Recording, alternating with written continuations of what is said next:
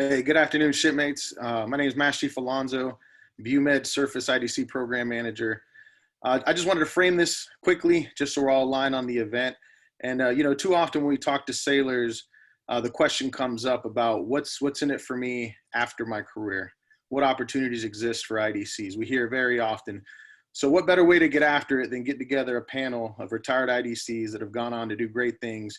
And what better platform to partner with to launch that than the IDC or the Corpsmen Inspiration and Mentorship Facebook group that does so much to give back to our community and provides valuable information and mentorship. So that's kind of the why of today's event. We encourage you to sit back, listen to some stories. We're gonna have a Q&A session at the end. Please ask the difficult questions. And again, I just want to start off by thanking everybody that participated today and everybody that had a hand in making this happen today. So I'm going to turn it over to Chief McCauley. Thank you again. And I hope you enjoy the presentation. Over. Awesome, awesome. Thank you so much, Master Chief. Hey, before we get started, just to make this round robin a little easier for myself, for everyone who is active duty, if you can, please put your pay grade next to your name. And I only say that because I have to go down this list, and if I don't see a pay grade, then I'm gonna think that you're a part of the panel. So if you are active duty and you're on board, please put a pay grade by your name. Everyone who's retired, you can just leave it as your name. All right, so let's go ahead and get this show started. So much good information to pass today. I am Chief McCauley, and I will be your I guess you can say monitor for today. But this is not about me. This is about our brothers and sisters that will be speaking to us about their careers. So let's go ahead and get started with question number one. What we will do is just, if you don't mind, give us a brief intro of yourself, highlights of your IDC career and overview of your current position and title. And we will start with Mark Chesney. Hey, thanks, Tristan. Appreciate it for allowing us to be able to do this. This is really awesome. My name is Mark. I am currently, my job is a practice site manager for Penn State Health in Pennsylvania. I manage 2 practice sites in the area, and I got probably about 36 staff who work for me, plus maybe a couple dozen providers at each clinic. My job in the Navy, obviously IDC, but I went to IDC school back in 2005, did about 15 years as an IDC, and I just retired last fall. I was on board Bulkley, PCs, hospitals, Parris Island, and my last job, I was the IDC program manager for Navy Medicine East, now Medical Forces Atlantic. So that's a little bit about me. Awesome. Thank you so much, and thank you for being here. All right, next, Raymond Myers. Raymond Myers, retired 2015, submarine IDC, surface sub, air, FMF qualification. Did 2 subs, 2 ships, last one BHR out of Sasebo, Japan, which we lost that one. Current position, I'm in transition. Just resigned from Blue Cross Blue Shield, South Carolina, where I was running in the marketing department for Medicare. On my way to JU for an accelerated BSN program, 12-month nursing degree program. Awesome. And thank you so much for being here. No problem. Next, we have Craig Soling. Sorry if I messed the last name up. Well, good afternoon, everybody. Thank you for joining us. My name is Craig Solom, and I'm located here in Jacksonville, Florida. I retired after a very short stint of 30 years in the Navy. I was a submarine IDC, multiple submarine tours on both the West and the East Coast. And I retired out of the Naval Hospital, Jacksonville, where I was the SEL for the branch health clinics. Currently, I'm employed at Baptist Health, which is the area's largest healthcare organization. I am the team lead for the project management office, where I have 40 PMs that work for me, 10 business analysts, and then of course, because I'm focused in on IT, I have network engineers, information security awareness folks. So a very technically driven project management role. Awesome, awesome. Thank you so much for being here today. Next, we have AJ, and I'm gonna mess with the last name. I'll just leave it at AJ. I don't want to ruin anybody's last name. You have 2 AJs, man. Okay, AJ Mabel?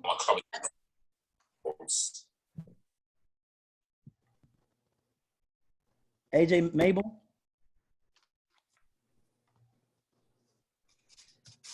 If not, while I think you're still on mute, AJ. Again, so Adrian Mobile, I was in IDC for 22 years, had a very diverse career as an IDC, included everything from FMF to ship, DPAA, JPAC, special duty as Navy manpower analysis, to eventually the TICOM and then the Fleet Forces where I retired. I then went to work for a company called Deloitte, doing project management, working in the Air Force project for requirements. Currently, I'm at Military Sea Lift Command as a health system specialist and in charge of QA of the MSO program, which we'll talk about a little bit later. Awesome, awesome. Thank you so much for being here today. All right, next we'll move to AJ Davis. All right, great. Hey, thanks. I appreciate everyone for dialing in. So again, my name is AJ Davis. So I've been in IDC, was in IDC for 20 years or so, did 30-year career. My tours, include Korea, 2 ships, Japan, surface forces, and just recently retired from Fleet out there. It transitioned to this job that I'm in right now, which is working for a consulting firm out of DC right now, doing a lot of program management for future medical capabilities right now. Wow, awesome, awesome. Great stuff, great stuff. Okay, and then next we have Brian Zimmerman. Good afternoon, everyone. Dr. Brian Zimmerman. I retired in 2017 after 26 years in the Navy, 14 of those as an IDC. I graduated my program 2 years before Alonzo in 2003, surface. And during that time, I was privileged enough to serve with the Marines FMF division side. So, you know how grunts do it. Education. NECC with the Riverines, loved that tour. And then I was fortunate enough to spend a number of years and finish it off with Naval Special Warfare. When I retired, I was the senior medical advisor to all of Naval Special Warfare Group 4, which consisted of the bulk of the East Coast. I'm now vice president of Operation Smile, which is an NGO surgical delivery company that provides cleft care to children around the world. And that's what I do right now. It's good to be here. Wow. Wow, this is so much diversity. This is awesome. Thank you for being here. All right, let's move next. We have Rico. Suavemente, besame. Hey, good afternoon. First of all, thank you guys for doing this. I love seeing my brothers that I grew up with on this panel. It's almost brings a tear to my eye. I miss you guys. So Rico, you guys know me, retired Mass Chief after 30 years of service. The very diverse background, except I didn't go on those great things that went on the water. I'm not sure what those things are. I think they're called ships, but anyways, yeah, 22 years as an IDC. And then I transitioned a couple of years ago into an organization called Orbis, where we do pre-in-serve inspections on board the ship, which I got a chance to see a lot of my shipmates on the waterfront, which is kind of hypocritical because I retired and now I'm inspecting ships when I never even did a ship. But the billet itself was designed specifically for retired IDCs. And on the job description, it was looking for retired IDCs, HM1 or higher to fill that role. And now InServ is also jumping on board now, hiring IDCs for the same position. Now, currently, I am now the Director of Foreign Health Management out of Point Loma. And so the working with foreign military and how they deliver healthcare. So I've been doing that job for about 2 weeks now. Wow, awesome, great stuff. Thank you so much for being here today. And next we have Sam.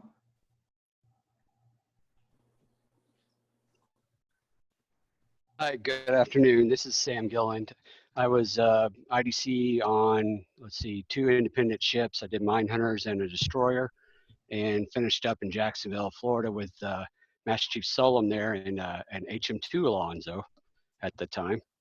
And let's see, when I got out, I went to work for Winter Warrior Project, doing veteran service officer, which is a perfect job for IDCs. You just kind of fit right into it because it's all VA, healthcare, not even healthcare, benefits, which you guys already know already. And not very good pay, but it's a lot of hard work, but it's rewarding. And then I wanted to move back to North Carolina, so I came up here to work at Joint Special Forces Medical Training Center. I teach clinical medicine to the recon IDCs and future 18 Deltas. Nice, great stuff. Thank you so much for being here today. And then we have Brother Travis. Hi, thanks for the opportunity. I'm Travis Hauser. I retired as a chief in 2018. I was an IDC for 12 of my 20 years. I currently am employed by KBR, serving as a contractor to NASA in a role called Spaceflight Contingency Coordinator. That title's not super descriptive of what we do. We really focus on personnel recovery in every possible context that could be, both ranging from the crew is coming down from space and we know exactly where they're coming and we have people to meet them, to rescue when the capsule comes down where it's not supposed to repatriation of decedent remains of a crew member fatality if that were to ever happen in space. And now we're starting to work on the techniques and procedures and equipment that will facilitate the crew being able to self-recover for lunar and Martian surface operations. Wow. Now that is awesome. That is very awesome. All right. Well, thank you so much for being here today. Now, before we move forward, did I forget any panel member? Is there anyone that I missed? I think I got everyone. We got Mitch Pierce. Oh, I didn't get Mitch. Okay, Brother Mitch, my apologies. I got you. That's all right, brother. No sweat. My name's Mitch Pierce. I retired in 2015 from Naval Expeditionary Combat Command. I was the Force Medical Master Chief. 21 years as a IDC, and I didn't really know what I wanted to do when I got out. I kind of had the idea of what I wanted to do, and so I took a break for 7 months, and then I started, hitting the pavement looking for a JOB, which was fairly easy. I got hired by North American Rescue. I still work as an independent. I only answer to June McPio. If anybody remembers June and John Bruce, I work with John. And, we make and sell trauma gear to the military. It's an awesome job, independent. I was working from home for the last 6 years prior to the COVID. And, there's tons of jobs out there. I know people in all kinds of different jobs, and I like mine very well. Awesome. Good stuff. Thank you for being here. Now, hopefully I got everyone this time. We got our first round robin good. I got everybody. All right. Let's get it. Let's go to our next question. So the next question, number 2, is for the panel. How did being an IDC help you land the current job that you're in? And let's start with, I got it in my notes. Let's start with AJM.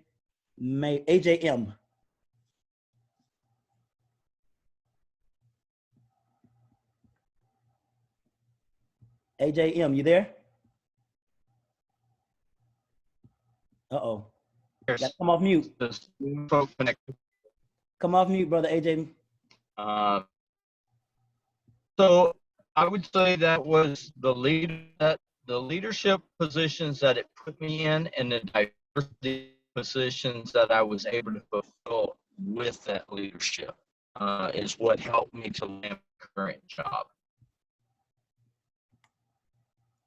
Okay, awesome. All right, and then AJ Davis. So yeah, there's a couple of things. So I've always pretty much, as a former lab tech, before I went to IDC school, always looking at process improvement, kind of looking for efficiencies, whether it's with a process or with a job.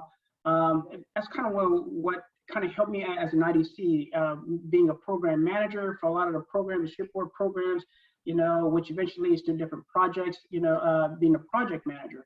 So IDC have definitely kind of built that skill set with me moving forward, and definitely Lean Six Sigma was definitely kind of the launching pad kind of for me to get there for project management. Awesome, awesome, good stuff. Okay, and then next we have, got it in my notes, Brother Brian.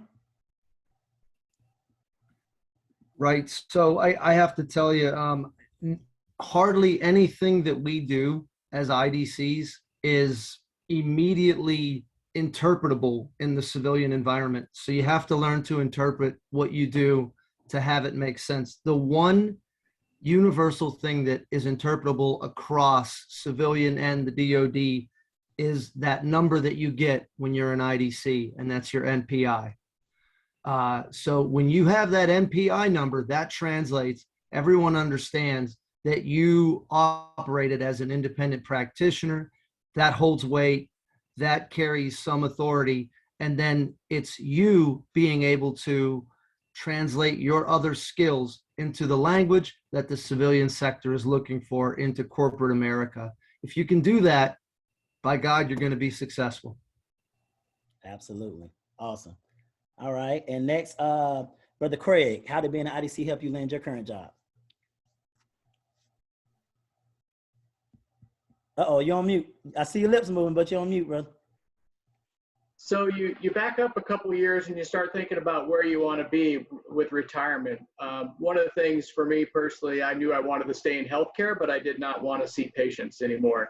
So I was focused on the administration, or in this particular case, the IT route. So I took advantage of those opportunities to prepare myself well in advance for transition. It's for some of the skill sets an IDC produces is simply your diversity, your management, your leadership roles, and more importantly, how you show progression and understanding. IDCs are quick to assimilate to any environment, and that's no different in the civilian world or the community. These community organizations and employers, they want someone who can start and come in and start the job right away. There is no, not a lot of, let me give you a qual card and you need to make sure you check off all these boxes. You're expected to start running from the deck plate, and that's what IDCs do. You get on your platforms. So I think those are some of the attributes that IDCs bring to the community. I like that. That was very good, especially you get on your platform and you start running, and you get to your civilian organization, you got to start running that. That's good. Awesome. Thank you so much for that. Next, Brother Mark, how did IDC help you land your current job? So I'm going to echo what Craig just said. I wanted to move away from patient care because I really enjoy the program management, the administrative, and more importantly, the leadership aspect of being an IDC. IDCs are tasked with so many responsibilities that you have to figure out how to juggle every single day, every waking moment when you're at work, whether you're on the ship, the hospital, or the Marines. And what I did is when I applied for, I retired in the midst of the pandemic. And I was kind of questioning myself if that was the right choice. However, once things started calming down over the summertime, I was given quite a few different job offers. I had a job position where I was going to be a program manager. I had a job position offered to me where I was going to be working in patient safety. But I ended up landing this job at Penn State Health as a manager of clinics because I really enjoy leading and developing people.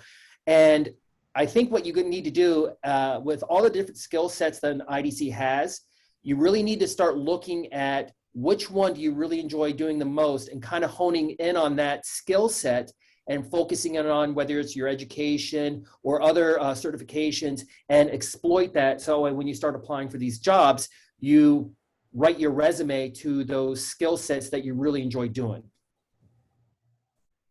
Awesome. Thank you so much for that. All right. Brother Rico, how did IDC help you land your current job? It's kind of a layered question, and I know you Tristan, you told us to be brief, so I'll try to be brief as I can. As far as answering your question directly, what I found that was new for me is most of us joined the Navy at 18, and we serve our whole lives in the military, so we're kind of oblivious to what happens in the real world. And so, I had no clue. I mean, I was 100% institutionalized like all of you. You know, what I knew and related to and the vocabulary and language was 100% military. As far as transitioning that to the civilian community, I didn't have a clue. And most people don't know what an IDC does. So if you happen to get an interview, which you're fighting for because you're fighting against a computer, then you're translating what you did as an IDC to your first interview person. And then they're like, oh, wow, that is, interesting. Now, I will, what Craig said about being critical thinkers. A lot of these interviews that I went on, they were all very subjective as asking questions about scenarios, which that was weird for me. I'm thinking, what do you want me to do what? You're given this scenario with these two employees that don't get along. How do you handle that? So I was kind of thrown off by that. I'm like, okay, I handled that a million times for 30 years, but as far as being an IDC, I think the critical thinking piece is what they were really looking at, and where they were surprised about independently what we did and what we were responsible and capable for kind of pushed me ahead of other candidates, especially when you look at patient care, being a smaller part of the employment process. But sorry to be long-winded. No, listen, that was great. That was absolutely great. Thanks for that information. Next, Brother Sam, how did being an IDC help you get to where you are? Well, I'm considering I'm teaching future IDCs now, so I just kind of transitioned right into it. What I will have to say, it was kind of weird coming up here to Fort Bragg, being this is Special Forces, and I'm just a surface. But when I got here, I found out there is a billet for surface IDCs here at the schoolhouse. So they already knew my position, knew what I can do. And then when I started teaching with clinical medicine, I like to call it shotgun medicine because that's how fast they learn clinical medicine in like 25 days. I found out I can actually hang with all the PAs that work here. So as far as teaching, so you wouldn't believe how much medicine that we actually get in that 1 year of school. So, and then with the on-the-job training, it's phenomenal. So personally, I think there should be a better transition to like a physician assistant than there is now, like more credits for us. But I hear some of the big dogs out there are working on that as it is. So thank you. Hey, can I chime in for a second? Absolutely. Hey, so just kind of talking about what Sam was talking about with the PAs, something I discovered here working in civilian healthcare, the PAs that I work with, 100% of their notes have to be countersigned by a physician. I thought that was just kind of odd considering the IDCs, that doesn't happen for us. Interesting. Something to think about. All right, good stuff. Let's move next to Brother Travis. How did IDC help you land your job? So I think there were a couple of ways in which it helped. So one, by virtue of being an IDC, that got me an opportunity to be assigned to the Chemical Biological Incident Response Force, which drove my interests into emergency management. On the direct hiring piece, my employer was looking for someone who had military medical experience. The two people that were doing the job before I got here, one was an aviator and one was an aviation operations guy. And so they didn't really know anything at all about medicine, and they were working in medical operations. And so They wanted somebody who had a background in that. And as far as I am aware, NASA is a very Air Force oriented organization, but there are a small number of naval flight surgeons and reservists here. And so there was some opportunity that, people knew what an IDC did, and we were able to show, hey, this guy's the right choice. Just as an example, one of the reasons they wanted somebody like an IDC was that, I was an IDC for 12 years. I have essentially 3 times as much primary care provider experience as some of our flight surgeons, because they go to med school, internship, residency, get hired at NASA, and then they're off to the races. So they were able to find out what we do, and they liked it. Good stuff. Absolutely. All right. And then next, we're going to move to Brother Mitch. How did being an IDC help you get to where you are? Leadership. That's and all the knowledge that you gain, all the different schools and NECs you acquire while you're on active duty. You put that into a resume, and like I said, I didn't need it. I have my degree in healthcare management. I didn't need it for what my job is, but that still opens the door. I get probably between 15 and 20 job offers a week still off of LinkedIn. And I'm happy with my current job. I'm not lurking anywhere else, but I think the diversity as an IDC, all the things that everybody's already said, it makes you well-rounded. You're able to juggle a lot of things and prioritize, and your leadership skills is really the guys I know that are successful. They're in leadership roles. They're managing other people just like they were when they were in the Navy. Wow, awesome. All right, good stuff. And then Brother Raymond, how did being an IDC help you get to where you landed your job?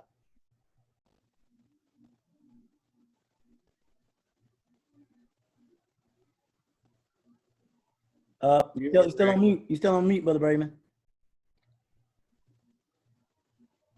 Oh, there we go.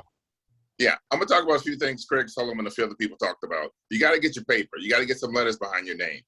Coming out here as an IDC with your training without any kind of alphabets behind your name is not going to be beneficial. First transition, first opportunity, I was director of clinical services. Ran 7 clinics, 40 people, about 20 providers in 7 different locations. Out here, if you want to be an administrator and work in medicine, they need people that speak medicine. We speak medicine even though we're not licensed out in corporate America. So as director of clinical services, I had my PAs in check, I had my MDs in check, I had my MAs in check.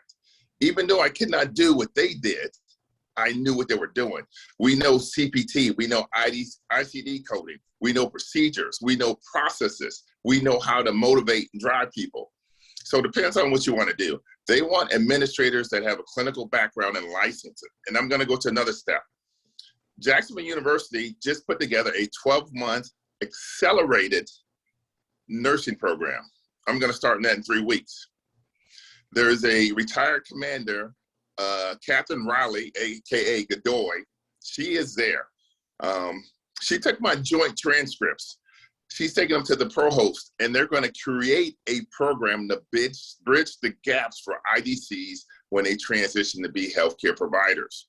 We don't have sciences. We don't have microbiology. Nowhere, no matter what school, the only time we have sciences in our name is in the schools we attend. We have no science credits on our joint transcripts. We have no chemistry. We have none of those that we need to get through. I was president of the IDCA back in 2012, and we did AFOMs. We petitioned to everyone to try to get accepted and credited by the PA Association, which came from the Navy. The first PAs were 4 corpsmen that went to Duke University. And they still do that program, okay? So now there's a program out there. You guys need to look at it. It's called MD, Med Vet to BSN. There's a veteran BSN program. There's about 20 schools. In 2015, they dropped $93 million to try to help solve this problem. Some schools are doing it, some aren't. But I'm working with JU to try to figure out that gap and put it in place. They're doing the 12-month accelerated BSN program, and they're doing an LPN to RN program where they're trying to figure out, why can't IDCs be recognized as LPNs, except in the state of California? If more states would allow us to challenge the LPN board, we get licensed and then we can get grandfathered to other states. But only in California can IDC take a test and get a legitimate license out here in corporate America. But how did IDC help me transfer? It helped me give me the skills, the desire, the knowledge to be able to handle what people in corporate Americas do. It gave me the ability to speak medicine. We talk medicine better than some doctors, PAs, nurse practitioners. We can run circles around them.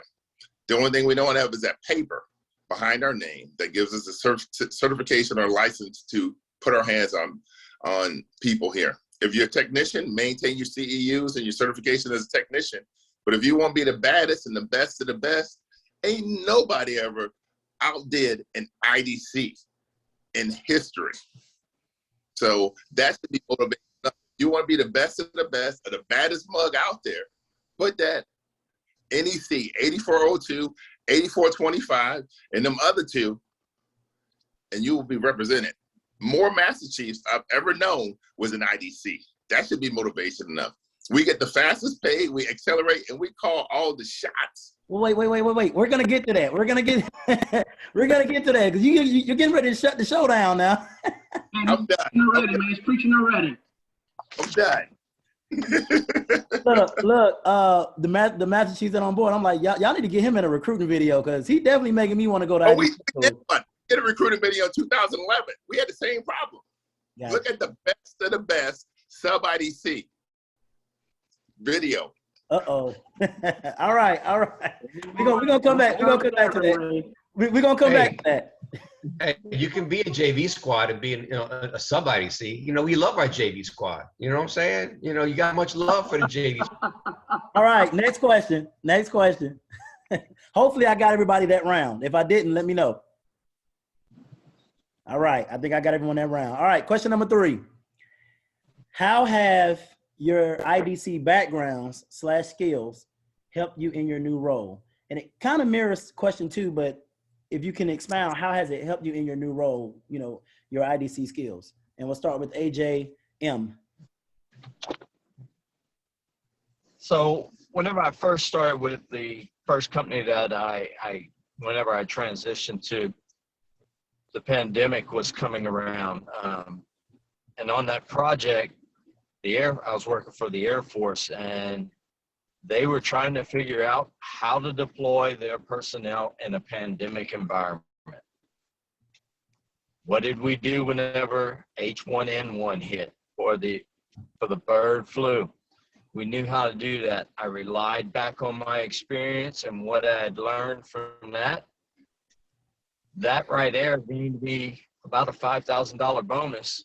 And the 4-star that was there at the Air Force really loved it. They implemented it, but all it was using my experience that I gained while I was in the Navy and as an IDC.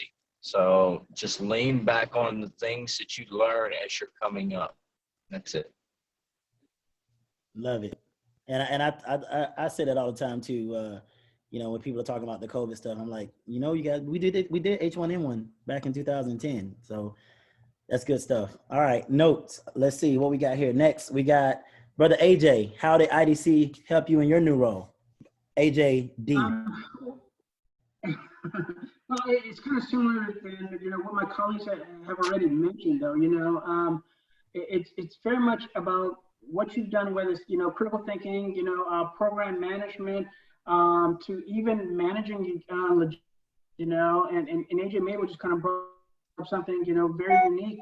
I was at Pac Fleet when we were pretty much creating some sort of logistical kind of predictive modeling, to help with all of our ships in the Pacific, and I was part of that solution matrix.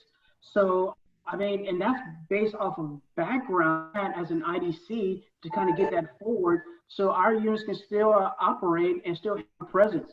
So, all the skills I've learned for 20 years kind of came into effect during the middle of COVID. So that's my take on that one.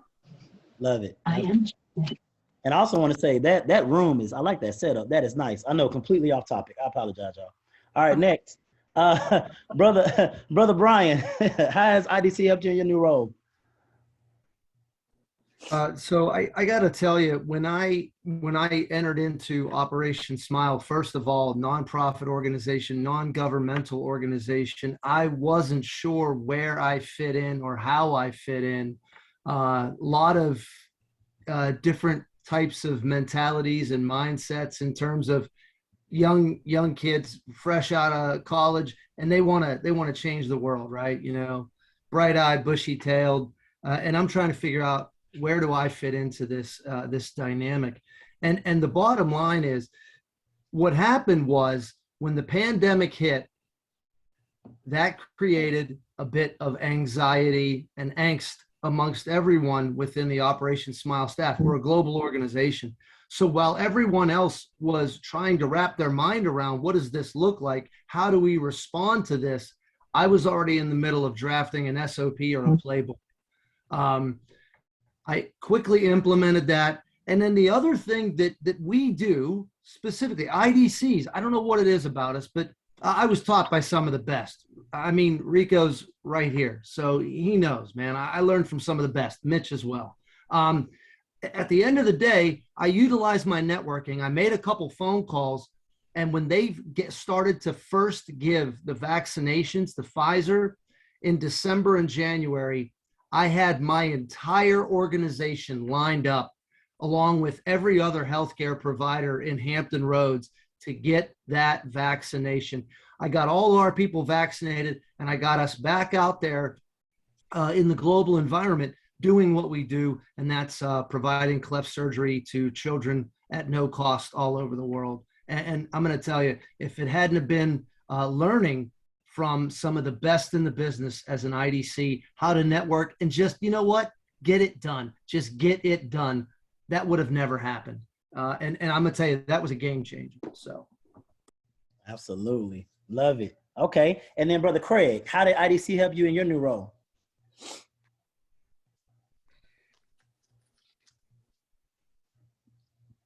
Brother Craig, you got to come off mute. There you go. So be strategic, be calculated in your thinking about where you want to go in the direction. It's never too early to plan. And that's what IDCs do, is they plan and they develop and they execute. So for me, I knew I wanted to stay in healthcare, but again, I did not want to stay in healthcare admin, and I knew I wanted, or it's patient care. So I knew I wanted to go into project management and IT project management. So that strategic thinking and that calculated thought was able to plan through different certifications and things like Scrum, project management. Those are contributory and what the community looks for. Those need to be well planned out in advance, and you need to start looking at that path now. You don't need to know what you want to do now if you have 10 years in the Navy or 8 years Navy. But all the skills you learn as an IDC are contributory to your transition into the community.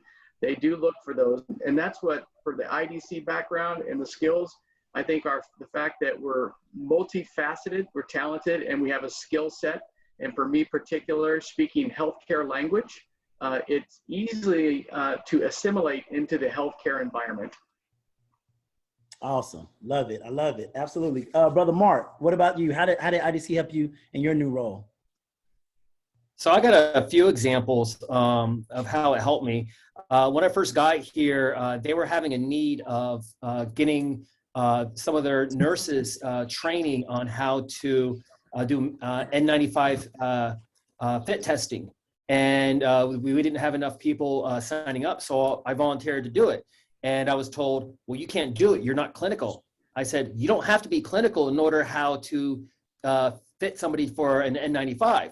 They said, well, you're not a nurse. I said, again, you don't have to be a nurse. I know this. I've seen civilians who are not nurses doing this stuff. I said, and they said, well, do you have clinical background? I said, okay, fine, I'll play your game. Yes, I have clinical background. Let me tell you what I did. And they didn't know what to say or do. So lo and behold, I got N95 fit testing, and I've been able to fit my nurses and providers here at both of the clinics I run. The other one that I did is part of our management council group that all the managers have to belong to. And now keep in mind, we've got 67 clinics for Penn State Health plus 3 or 4 hospitals. And I was mentioning before about how PAs, they have to have all of their notes countersigned by a physician, regardless of what they're being seen for. But they didn't have any good program or policy put in place on how do we do that. So they were looking for volunteers to create a policy for PAs. And of course, I quickly volunteered for that, considering that I was running the IDC program across the Navy Medicine East. And I helped them create this policy where PAs are having their health records all tracked. So I told them about how IDCs have the retroactive review of charts. And even at one point, I jumped onto the Waterfront IDC page saying, hey, can somebody send me a sample of the chart reviews that we did? So I took that and I incorporated it with the policy here, and they loved it. I had to present to the entire council, and it's now policy here with Penn State Health. Nice. I love it. And I'm thinking as I'm listening to you all talk, by the way, at some point, if you all don't mind, can you put your email address in the chat? Therefore, if anyone wants to reach out to you, they can, because I'm telling you, if I'm on my way out the door, I'm definitely reaching out to some of y'all with these places y'all are working at. I'm just saying. All right, moving on next. Brother Rico, how has being an IDC helped you get to your, help you in your new role? You know, I was excited about this question because the people in this room is the reason why I was successful at my first job. All right. So the one thing that we have as IDCs that the rest of the Navy just hasn't figured it out yet is networking. And it was mentioned, Greg mentioned it, you know, we have a better network as far as communication than anybody else in the Navy. So the job I was at, there was no medical personnel, no HMC non-IDC or HMC IDC. So I was put in that medical role, even though I was retired. And so everything that had to do with COVID was mine. And because of the people in this room, Alonzo, AJ Davis, AJ Malville, I was already retired. And so here I am working with an active duty unit, trying to get people into Hawaii, trying to get people in Japan. And nobody had answers except for my brothers in this room. My brothers in this room had all the answers I needed to get my people safely into Hawaii, into Japan, into Seattle, Washington, into Birmingham. And I was able to put that information up to the chain of command because of their information. And I was bugging them 24/7. And, you know, a lot of times they're like, damn, Rico, I just sent you an email 2 minutes ago. I got another question. You know what I mean? And so the networking by far helped me, you know, be successful in that role. And like AJ Marville, they gave me a $5,000 bonus in pay per year instantly, and a $4,000 bonus, you know, just for leading in that role of providing information. And no, I'm not giving you guys any of it. So thank you. Oh man, good stuff. All right, brother Sam, has being an IDC help you in your new role? Well, I have to say, like Brian said earlier, networking, you learn, you don't survive being an IDC without networking with your teammates. So with your fellow IDCs, if you got something, you need something, you're on the pier or even on the entire waterfront, somebody will reach out there and help you out with it. So you need help with inspection, you need help, supplies, whatever. When I transitioned, I had a couple of interviews and I didn't do very good. You know, military does not translate to the civilian side. You know, they ask you these behavioral based questions, and, you know, one is like, you know, what if your subordinate doesn't do his job? What do you do? You know, how does that translate? You know, it doesn't really translate. So I got into a good transition program called Operation New Uniform. I think, Craig, you're a member there too, alumni. And they taught me how to do these behavioral based questions, and they expounded on the networking. So from there, I just used their advice and I reached out to my network, and somebody reached up and said, "Hey, do you want this job?" And I said, "Is this an interview?" And they said, "No, if you want the job, Mark said you're good to go." So, and that's how it worked. So. Wow. Now that is awesome. That is awesome. No, thank you for that. Thank you for that. Brother Travis, how did being an IDC help you in your new role? So a couple examples. One, I was asked to participate in a design review for the medical supplies in the emergency survival kit for one of the commercial crew launch vehicles. And they gave it to me because I knew about medicine. And I was able to very quickly, I saw a medication on there that I wasn't really clear on what, it's not one that I'd ever encountered before. And so I looked it up and I was like, wait a minute, this is, I was able to look and see the mechanism of action and why they put it in. And it just wasn't an appropriate drug for what they were trying to use it for, which is motion sickness. And so the only reason they chose it was because it could be injected subcutaneously. And so we were able to convince the provider that it was not an appropriate medication, and they put the right drug in that will actually help the crew members if they have to get in a life raft and they're motion sick. Another example is one of the roles that I've picked up over the last couple of years is I manage a subcontract that provides nurses to recover crews and provide nominal medical care on crew recovery. And so part of that means that I'm managing a budget at the federal level. And so plenty of experience doing that. And that experience of being prepared and having the information you need to answer questions before they come up. There have been multiple occasions where I've gotten off of a budget review and immediately get a call from my supervisor, and their response was, "I've never seen that person not have something to say on the way back," that they just had every question answered before they asked it. You run into situations like that as an IDC quite frequently where you need to have that level of detail.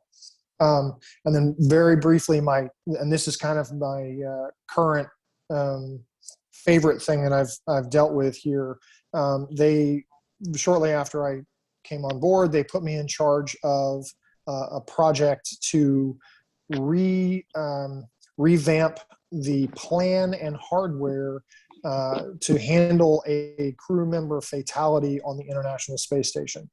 And so my understanding of medical equipment was, and in particular, ChemBio stuff from my days at CBERF, really helped me kind of narrow down on what would be the appropriate type of body bag to use. And then we also were able to kind of go through and we did a validation study with Sam Houston State University where we validated the procedure that we had developed to conduct forensic sample collection on the decedent crew member. And in that experiment, I was able to convince everyone that my level of experience was comparable to what we would expect a crew medical officer who was not a physician to be able to perform. And so I went in and performed the forensic sampling on a cadaver using as the upper level of skill that they would expect for a non-physician. And so that was a very exciting event, and it's leading to future opportunities as well, as I'll be presenting at an aerospace medicine conference about it here in about a month. Okay, sounds awesome. So we look forward to seeing you on Jeff Bezos' next assignment, going out into the passenger space stuff. Yeah, I tell you what, man. When all else fails, offer the federal government a bribe if you don't get your way. All right, next we got Brother Mitch. How has being an IDC helped you in your new role? Being independent and being able to, work with your customers and the people that you deal with, transitioning from being the Master Chief to the civilian world. You're still a manager, you're still a leader, and you know, everybody's already said it, networking. You know, my job, I still stay in touch.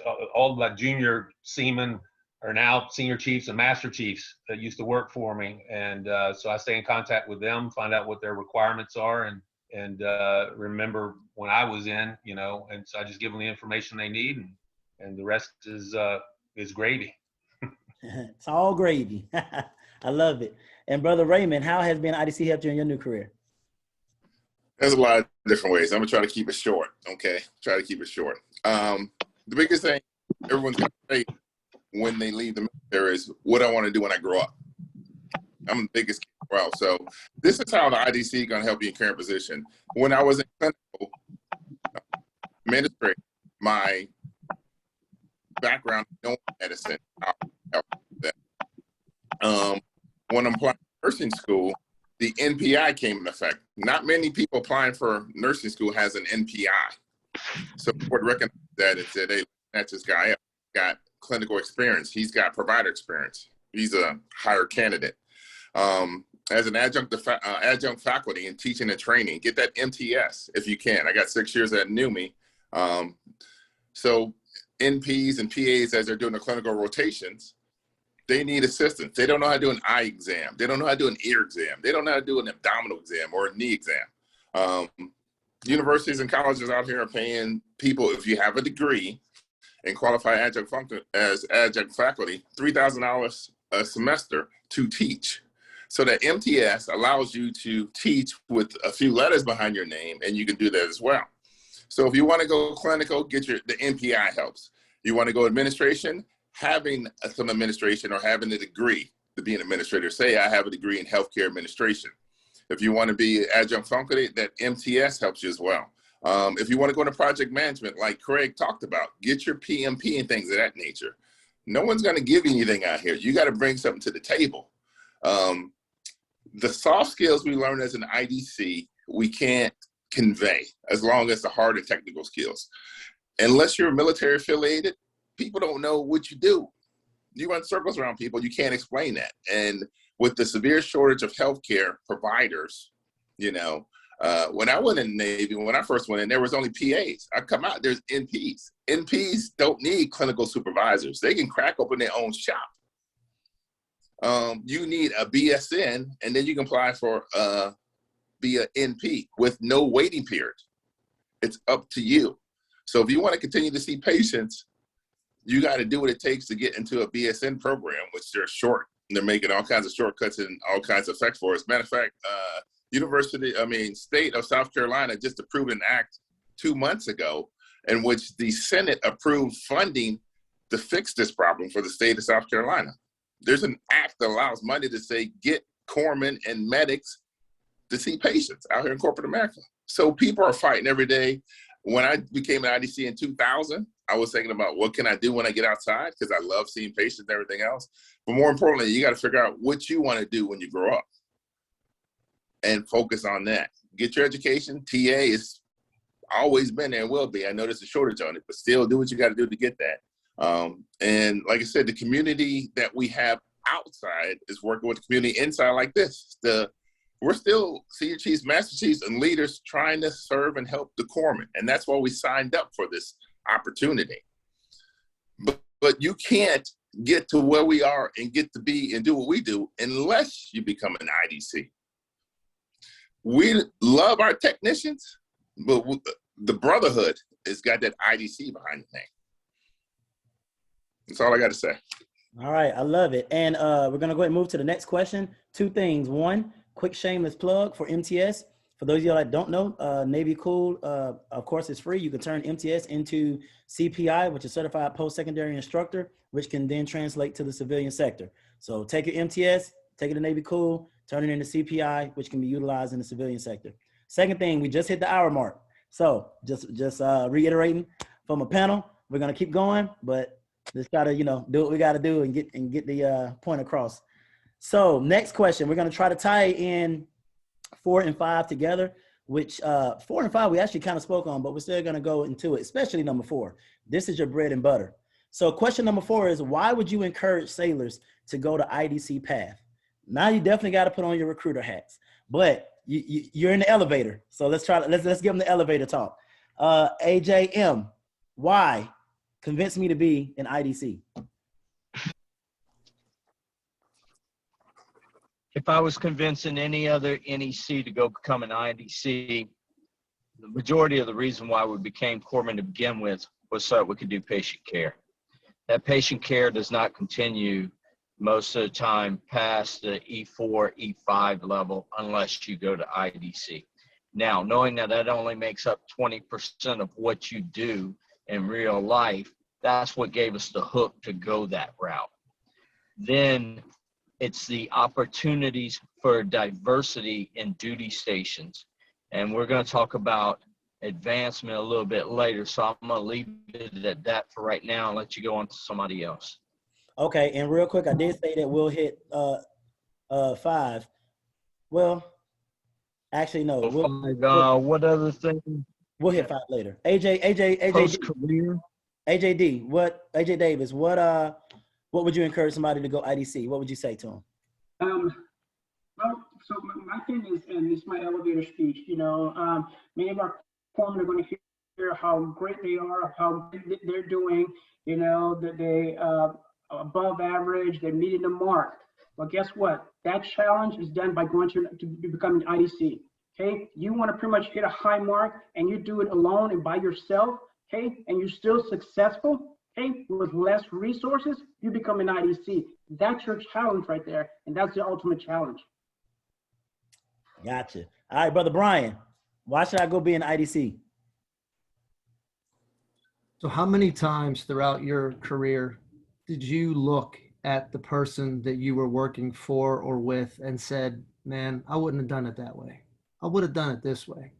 If you want to be the person who says, I want to do it this way and have it done that way, go be an IDC. It is literally the pinnacle of enlisted Navy medicine. It gets no better. There is no harder challenge in all of the DoD than becoming a Navy IDC. When you graduate and you walk across that stage, you have joined the most elite medical team that has ever existed in our nation or any other history. Bottom line. Love it. All right, Brother Craig, why should I be an IDC? Yeah, so echoing kind of what Brian was saying, if you don't think you're special as an IDC, you're mistaken. When you think about the volume of hospital corpsmen and you equate that to a percentage of whether, what flavor of IDC you are certainly special. You're a few in comparison to the volume of the hospital corps.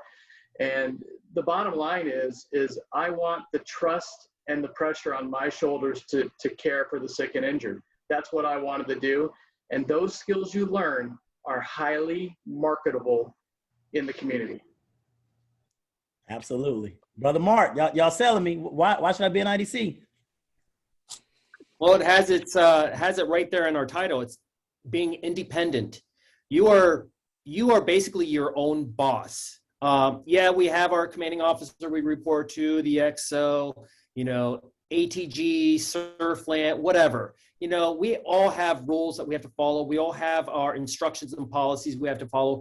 But if you follow those rules and instructions, people are going to leave you alone. They're going to trust you, and they're going to let you run your shop the way you need to run it. Your COs are going to trust you. Your XOs are going to trust you. The command master chief is going to trust you.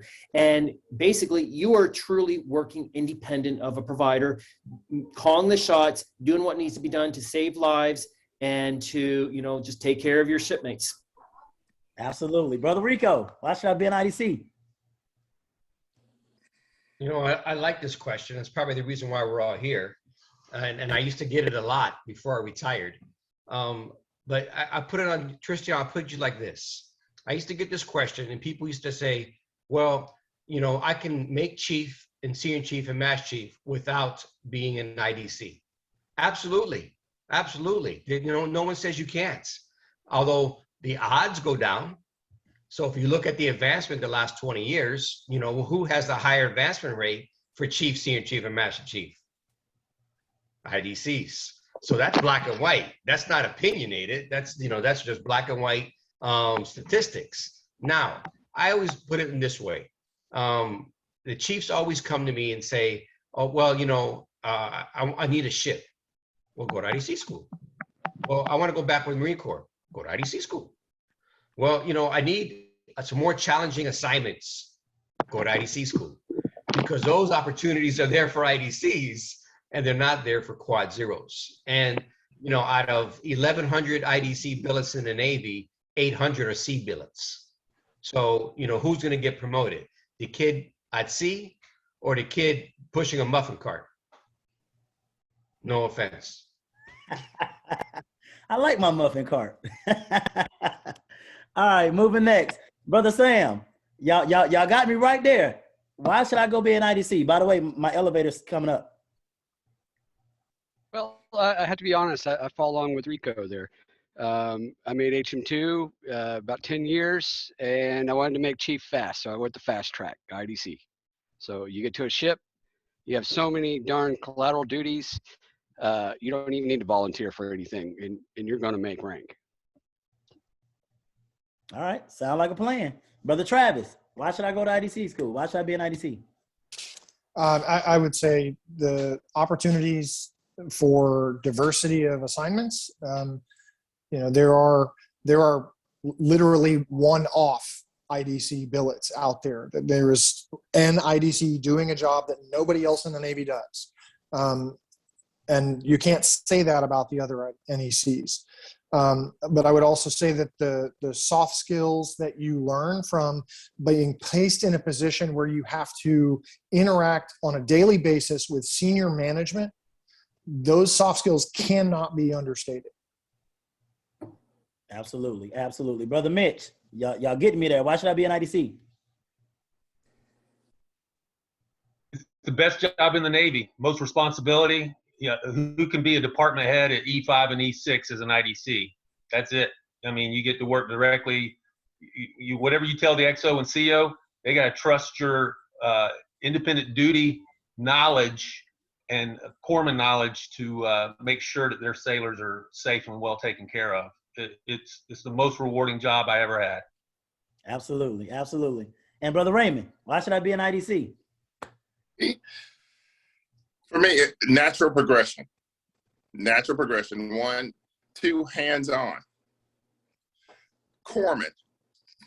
When I was in 25,000 corpsmen in the Navy, they only let 158 be IDCs, sub-IDCs, real IDCs, sub-IDCs. So if you want to be the best of the best and expand yourself and challenge yourself, be at 158 out of 25,000. Okay. Additionally, they may not know, IDC school will give you 60 college credits to any university you apply. That's another one. Boom. And I know we don't have Brother Nick Gomez on here, but I don't know if Zoe's gonna talk about it later. But I know they're adding to the educational piece too. If you're coming in with some credits, they're trying to get you to leave out with a bachelor's degree. So that's big too. All right, cool. Let's move to the next question. We're gonna tag 5 and 6 together. So 5 and 6, what are other things? And you guys have really hit on this. So if you kind of talked about it, we'll hurry up and get off this elevator. But 5 and 6, what are other things besides just being an IDC should sailors do to prepare for post-career, such as, and you guys mentioned some of these, PMP, Lean Six Sigma, LinkedIn. And is there anything you would have told your younger self from what you know now concerning career progression and post-Navy employment? So we're going to tie them together. What are some other things to work on, and what would you have told your younger self? Brother AJM. So the first thing that I would have done, I would have gotten my bachelor's degree just straight off to begin with. And that GW program gives you a very good degree that carries some clout with it. Through you get through being an IDC, you can qualify for that a lot quicker. So with that degree, if I wouldn't have had a degree, I would not have gotten my job with the first company, because they would not even look at you unless you had a bachelor's degree. So I would tell you that that's the very beginning. They're the PMP, the Lean Six Sigma courses that are all taught. Just going to attend those classes will bump up what your average of your pay is. But if you could show what those certifications do for you, now you're really talking on where you're going to be able to land that position with your post-life job. What would I have done earlier? Well, I applied for PA school 2 years too late. So if you want to go be a PA, go do 2 tours as an IDC, learn what you need to learn, and then go and dedicate yourself to go being a nurse practitioner or a PA. So go get that career earlier. All right, I love it. I love it. All right, next, let's move to Brother AJD. Hey, so I'm just going to echo what AJ Marvel said. So, and I mentioned it earlier. So, the Lean Six Sigma, the program management piece, that is pretty much, it's so important right now, and it's so much with what we've done and what we have done.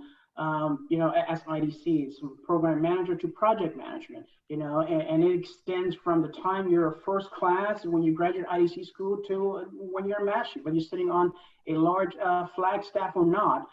You are doing that, and you're setting yourself up, for success. You just need to be able to capture that and have it, relatable to the civilian world. Now, what if I told myself at a younger, I was always pretty much heavy on education? I would tell myself, get that degree much faster and stop BSing around. So right now, I have 3 master's degrees right now, but again, probably would have had more, but that's kind of what I would tell my younger self though. Awesome. I love it. I love it. Brother Brian, what about you? So what I quickly discovered was there were 3 things that mattered in the civilian community: education, certification, and experience. And I quickly figured out I was in competition for the best jobs within the healthcare industry with nurses that have been at the bedside for 15, 20 years. I can't out-experience a nurse, but I can damn sure out-educate one. So I went to school, I got my doctorate in medical biostatistics. I'm going to tell you now, if you know math, you are in demand, my friends. You are in demand. Take a note of what's going on right now in this country. If you're not looking at public health or population health and epidemiology, you're missing the boat, my friends. Medical quality is in high demand. Risk management, patient safety, medical operations in terms of regulatory compliance with Joint Commission and CMS. If what I'm saying doesn't translate to you, you got to find a way to translate what you do on a day-to-day basis equals what is being done in the civilian environment on a day-to-day basis. Learn how to interpret that. If you can do that, I'm going to tell you what, you're writing your own checks, and you can write them at 6 figures, and it will happen for you. Last thing that I will tell you is make sure that when you accomplish something extraordinary in the Navy, don't allow that moment to pass by without taking notes on it. Call it a WIG, a wildly important goal. And when you accomplish that, write down your steps. Remember what you did. Put that in your resume. People who are in competition with you will not have the same impact with a foreign dignitary or with the economy or within securities. They just won't be able to compete. But you can't miss the train on those things. And that's what I got for you. Man, Brother Brian, I love that. You actually made my heart smile just now. I just started my doctorate of public health, and I love it. Absolutely love it. So thank you for throwing that plug in there. That is awesome. Brother Craig, what about you? So Navy cool, Navy cool, Navy cool. Make sure you guys are utilizing Navy cool. In the community, in the outside world, you are competing for opportunities against recent college graduates who have degrees just like you. Get those certifications. Remember, these employers, it's at a lesser cost for them to hire the new graduate than it most likely is for you. So get these certifications, make it impossible for them not to hire you based on your your degree or your education and your certifications. And Navy Cool, certainly start that early. One of the things I did do and I would recommend is take a look at your LinkedIn. If you have more Navy friends on your LinkedIn profile than the community, you may be doing something incorrect, because those Navy friends are your friends. They may not be in the position to hire you. So utilize LinkedIn to its max. Also look for certifications outside of the normal scope. For instance, you know, I like project management, but I like agile type project management. So I am Scrum certified and I am Scrum product owner certified, because PMP or project management is a traditional waterfall, one after the other, where in IT, it's all agile, get it done quickly and get it done fast. And the last thing I would recommend is each of our communities offers these transition programs. Don't rely on TAPS, which is a great program. It gets you introduced into the process of transitioning. But I can tell you things like here in Jacksonville, Ray Myers and Sam and I are all graduates of Operation New Uniform. There is a tremendous amount of internships, Hire Heroes USA, and start getting your resumes done early. Take your evals and start writing your evals as resumes early on. Start learning how to transition that terminology to what the community is looking for. And with that, you'll be very successful. I love it. I love it. Brother Mark, what about you? What are some things that you would have told your younger self, or you can tell others to do? Well, Craig kind of talked about it briefly, and a few others did, but LinkedIn, but that networking, I mean, that is so important. I mean, we network all the time in the military, the Navy, IDCs, chiefs, whatever. But, you know, as Craig said, you know, just don't network with your Navy counterparts on LinkedIn. Network with those in the civilian sector. If you're not on LinkedIn now, you are already behind the power curve. Get off Facebook, get off Instagram, and get on LinkedIn. Get on there, post something motivational, post something inspirational, build up your resume, get rid of the Navy talk and translate it to civilian talk. If you're the leading petty officer of Family Medicine Clinic, what the heck is a leading petty officer? Nobody knows. You are a manager. You are a clinic manager, and put that on your LinkedIn. If people friend request you or are asked to be a connection on LinkedIn, accept it. I don't care who it is. The more you start building up your LinkedIn profile, the more you start getting recognized. So part of the reason why I got this job at Penn State Health is on LinkedIn, I found out that one of my former Navy commanders, he was an OIC, I worked for him over in Sicily. He's a physician and a professor for Pennsylvania State University. He told me that one of the senior outpatient directors is a retired Navy IDC. So again, I linked up with somebody on LinkedIn or through the process. Come to find out, there's a retired IDC, retired in 2010, and he started throwing my name out everywhere. Oh, by the way, he also introduced me to his vice president. He started throwing my name out there. Next thing you know, I've got 4 job interviews with Penn State Health. So LinkedIn is where it's at. Absolutely. And I got to throw a plug in there too. The Navy has caught up to that. I just came from medical officer recruiting, and we just got into recruiting on the back end of LinkedIn. So now everybody across LinkedIn can see that. And that's how I was able to bring in a lot of doctors, nurses, and you know, personnel into our healthcare arena from LinkedIn. So that is definitely true. Brother Rico, what would you have told your younger self and others?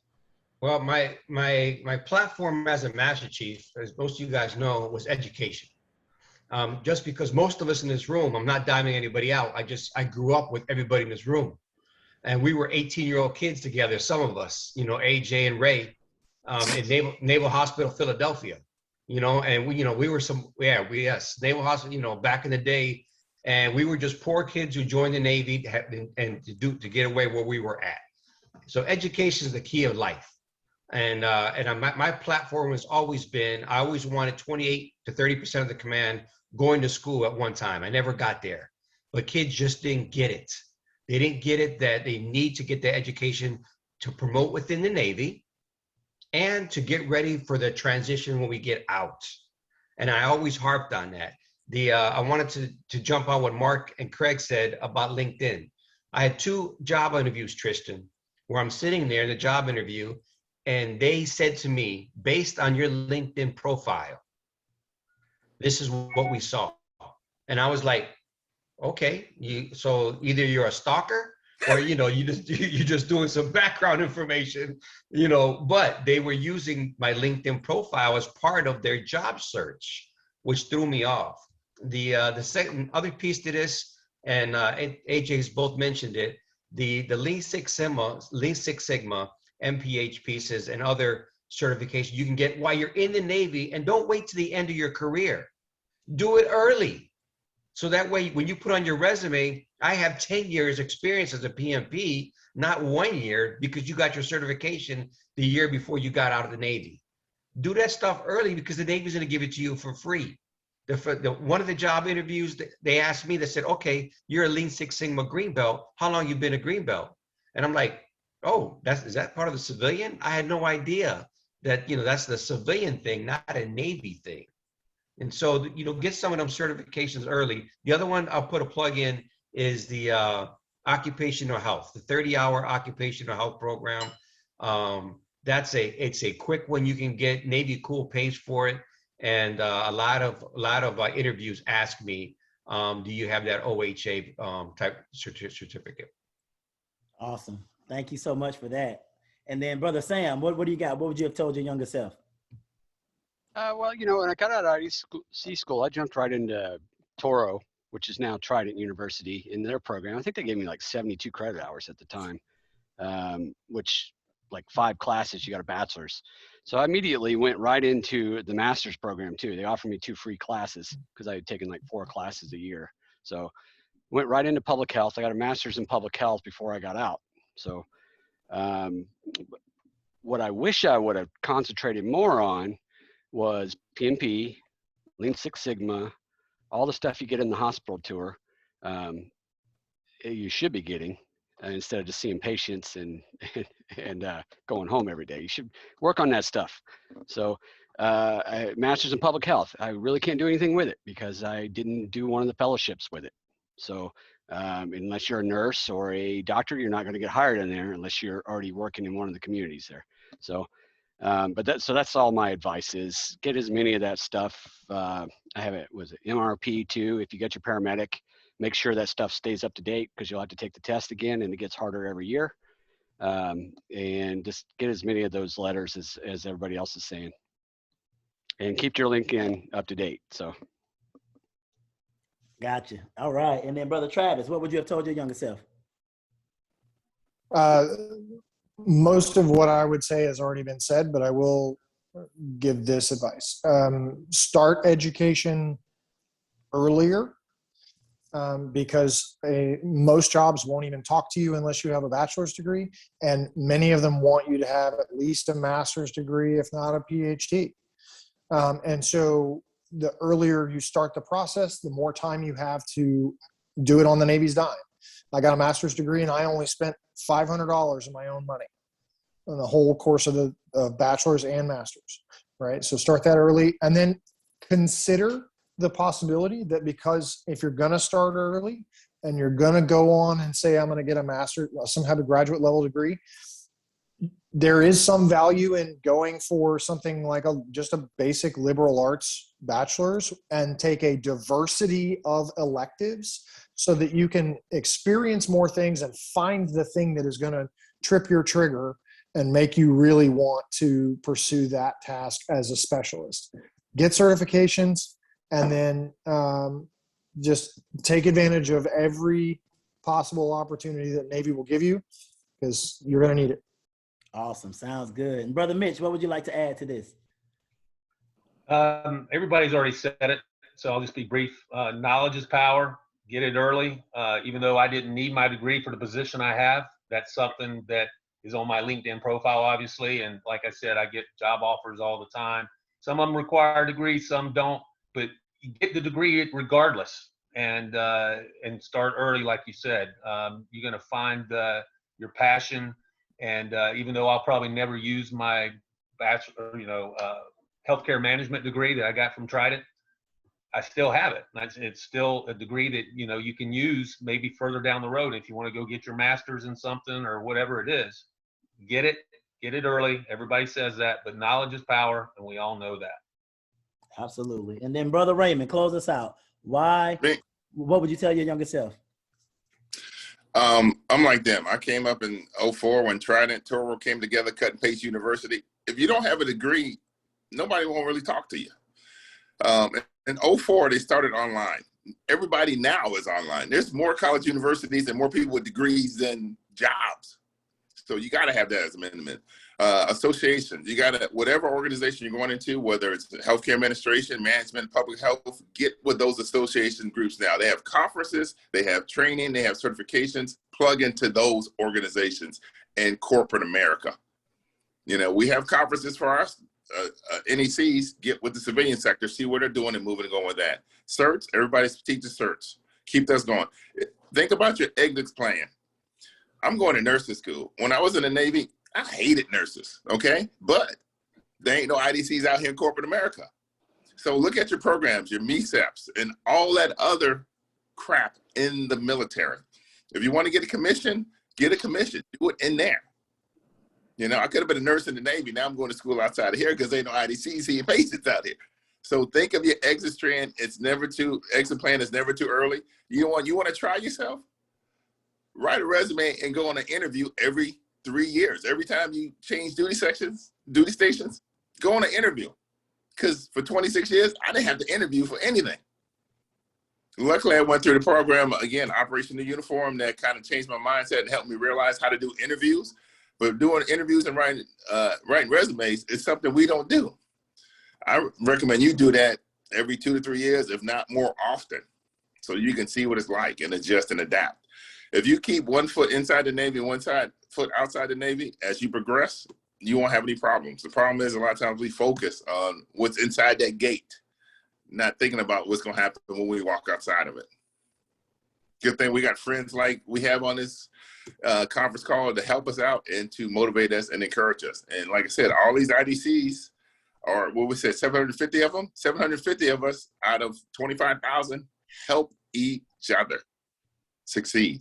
That's all I got to say. I love it. I love it. All right. We're going to move to question 8, but for question 7, we're going to go to Brother AJ M. Brother AJ M, how does the promotion success rate for IDCs compared to other NECs equate to after Navy continued financial benefits? All right, I'm going to answer that question, but I'm also going to take a step back with that. During my last few years of being in the Navy, I always heard complaints from the IDCs that we weren't certified in anything. Okay, take that, move forward, listen to what you learned today about going get those degrees. But here's the other thing. Lab techs, x-ray techs, pharmacy techs, they're certified. How much are they making? Are they making $40,000, $50,000, $60,000 a year whenever they get out with that certification? That's nice. I can tell you that most of the people on this phone call are probably making right around 6 figures stepping out. We didn't have a certification. That certification doesn't matter. Now I'm going to get to your question here. So whenever we're going to go for promotion rates, we track promotion rates. Promotion rates for E7 to E8 averages for IDCs, whenever you look at that list year to year, you're averaging in the upper 40s to 50% for an IDC of some flavor on the list for E7 to E8. For E8 to E9, that percentage is over 50% year to year. Go and check them. You can check with your force. You can check with Master Chief Carbone, Jim Carbone. Get those percentages. Now, where does that equate to future in life? Retirement pay. If you were to get out at 24 years as an E7 compared to an E8, that E8 is making $642 more a month in retirement. Multiply that times 12. Now, remember what I said about the promotion rates. That Master Chief is making $1,307 more in retirement per month than that E7. That E8, he's making $665 a month. I don't know. You do the math. Go become an IDC. Done. Dang. So that's why I didn't make 8. I should have went IDC. I'm joking. It's a joke. It's a joke. It's a joke. Okay. So before we move to number 8, and I don't want to lose any junior sailors that's on here, I would like to open the floor for a junior sailor to ask a question. Now, any sailors that's on here that want to ask a question, and it doesn't have to be a junior sailor, but any sailor that wants to ask a question, I ask that you come off audio so you can ask. Video would be good too. If you don't, you can put it in the chat and we can answer in there. However, I would like for you to come off audio and ask your question. So the floor is open to any sailor that would like to ask anybody on the panel a question.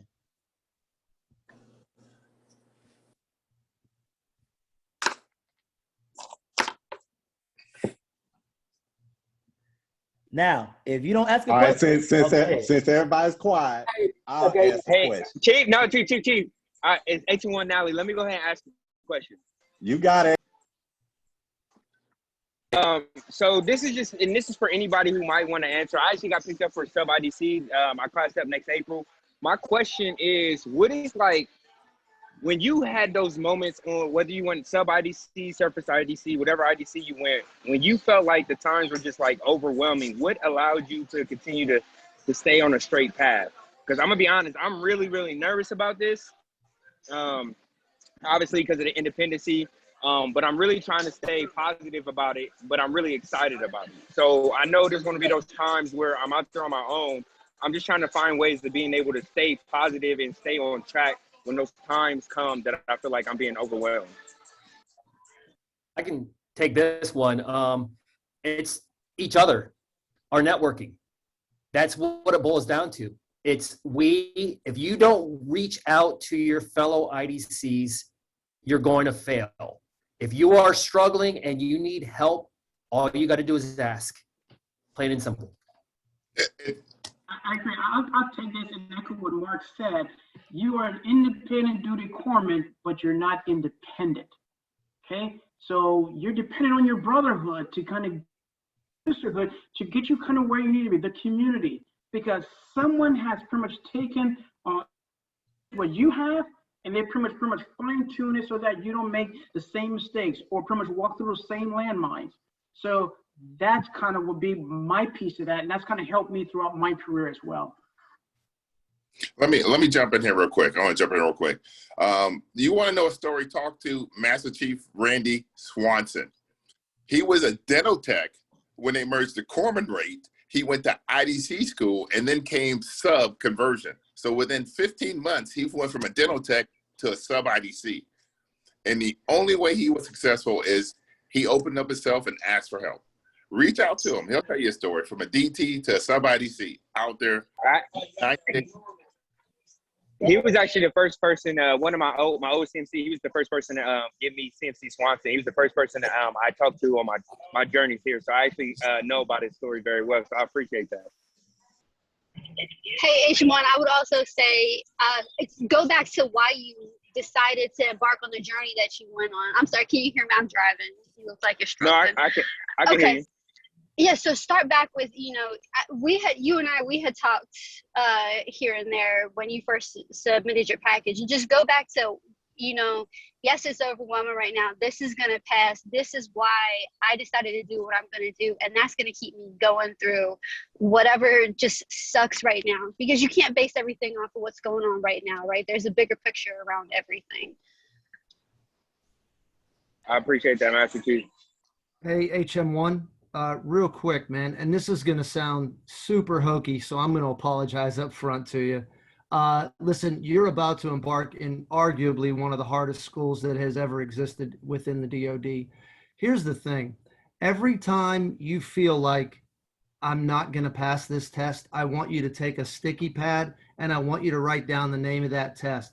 I want you to stick it somewhere where you can see it on a daily basis, whether that's on your fridge, the bathroom mirror, maybe the dresser in your bedroom.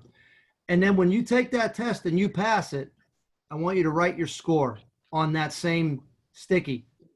Now keep that sticky over there and keep adding successes. Every time you think that failure is going to occur and you overcome it, build a wall where you could see your successes.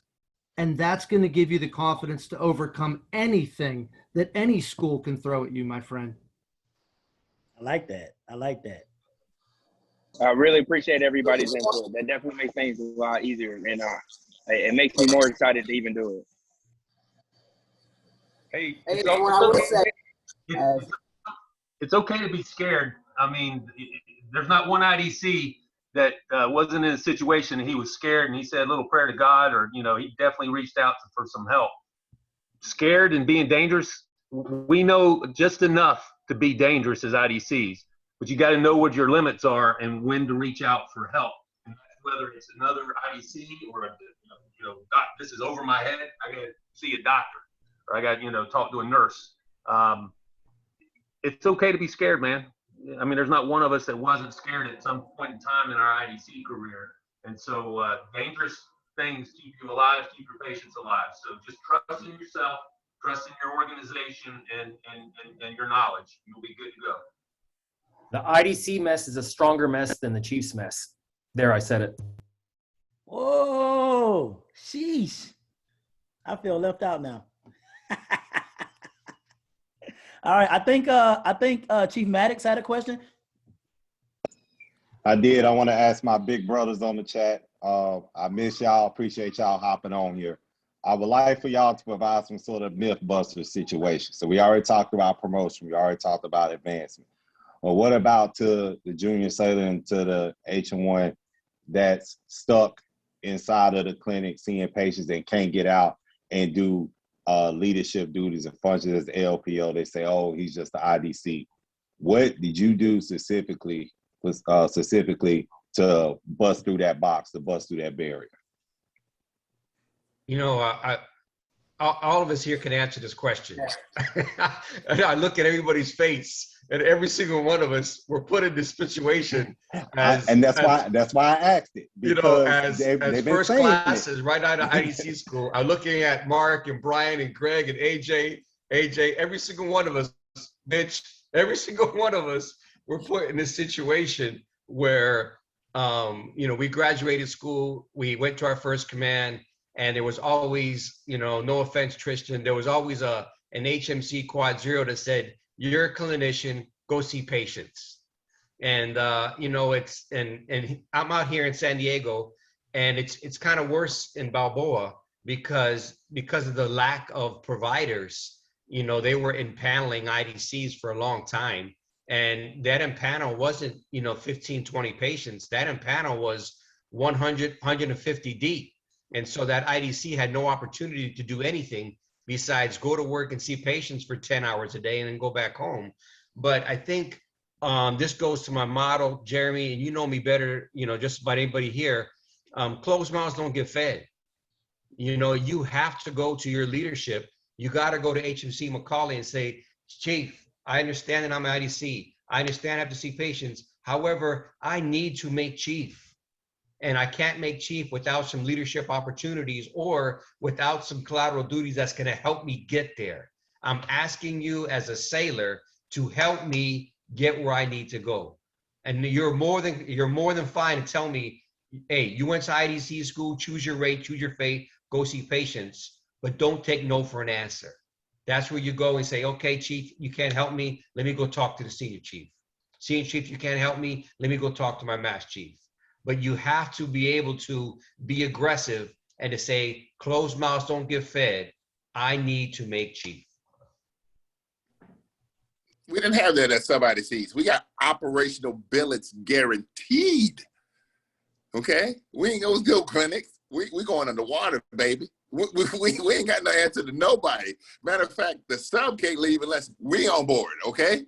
So y'all 25s or whatever, I don't know, clinics, hospitals, seeing patients, we go in the water, baby. We handle business. You better stop, man. And we're trying to be professional here in front of these young sailors right now, man. I will say from the Quad Zero perspective, and this is for any, I like the way Brother Rico did that.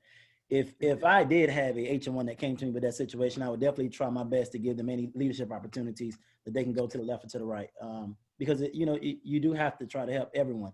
I don't believe in that choose your rate, choose your fate. I do believe you give everybody an opportunity, and it's up to you to run with it if you can. So for those that are not, IDCs, if you are in charge of them, definitely give them the opportunity to succeed. Don't just limit them to patient care. Hey, I wanna tag in And my counterpart there, Master Chief Nutt, sub IDC program manager. He's gonna let you know about something we're working on as top cover for that very thing. Over. Hey, thanks. Hey, so could I just say something real quick also? So I'm a person who likes to look at why people make things and why they don't. First of all, I'm going to tell you in that clinic, from what I observed, a lot of people go home 1600.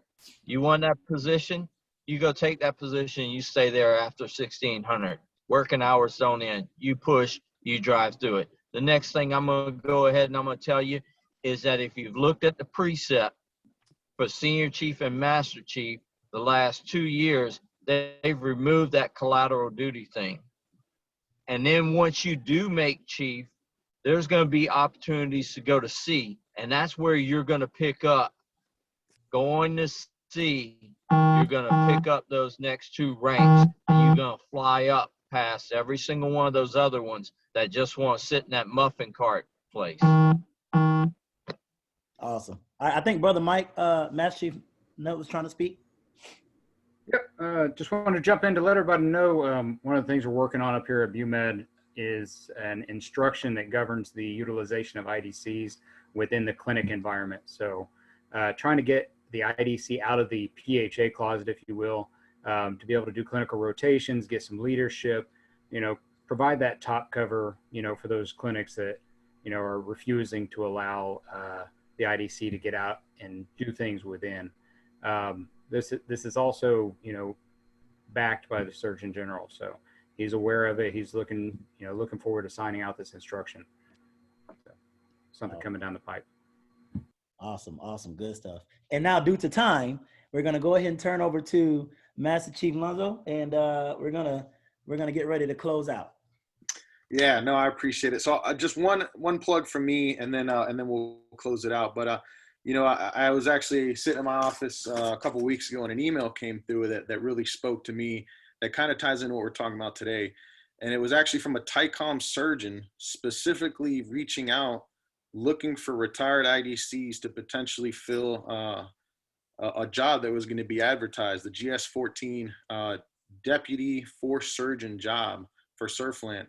And specifically sent out an email to his IDC distro saying, hey, if you know anybody, that's what we're looking for that operational background, that expertise. So I think that spoke volumes to me that, the person this captain would want supporting them in that role would be a retired IDC. And just for those that aren't familiar, GS-14, that's an 05 level, 05 equivalent type position. So let that sink in as far as transferability of skills. And I didn't read the whole job description, but I don't know what degrees or whatnot were associated with that, but just that background and knowledge that an IDC would bring to that seat would be invaluable. And then again, I can't say thank you enough to everybody that dialed in. I think Mike Nutt there threw some rough math at me. 300 years of combined service in this chat group, 250 plus years of IDC experience. I mean, that's remarkable. And, for you guys to all dial in, give back your time. No one's paying you for this time. I don't think. If they are, let me know. But, to give back to the community, to show that networking, still well and alive. Some of you have been retired a lot longer than others and still willing to jump in here and give back to the corpsman community and talk about the IDC trade. I think that alone should speak volumes to sailors on how tight this group is and how we help each other out.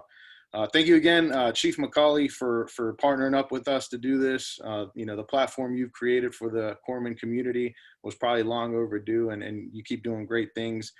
With that, I'll challenge any sailor. If you all have a craving for any other IDC type myth busters or questions, as you see, we rally when we're called upon. So let me know. We'll put together another video. We'll get after your concerns. And I challenge you, if you're interested in being an IDC, talk to one. If you don't have one nearby, email us. We'll get you one. Have the conversation. Facts and options. That's what I always talk to sailors when I talk IDC. We're not trying to sell you anything. Let us give you facts and options and then help you make a decision. And we're going to support you either way because that's what a good chief does. But again, thank you everybody for dialing in. I appreciate everyone's time, and that is all I have. Hey, I got one thing. I just want to say, does anybody here not think that Tristan McCauley is Kevin Hart's brother. Sounds like Kevin Hart, kind of looks like Kevin Hart. It's Kevin Hart. My wife said the same thing when she heard him. She's like, "Is that Kevin Hart on the call?" Yeah, you close your eyes, it's Kevin Hart. I And don't he know even kind of looks like it. I don't know how many times I've heard that, but I wish I was making Kevin Hart money. Okay. You ain't kidding, brother. Oh, yeah.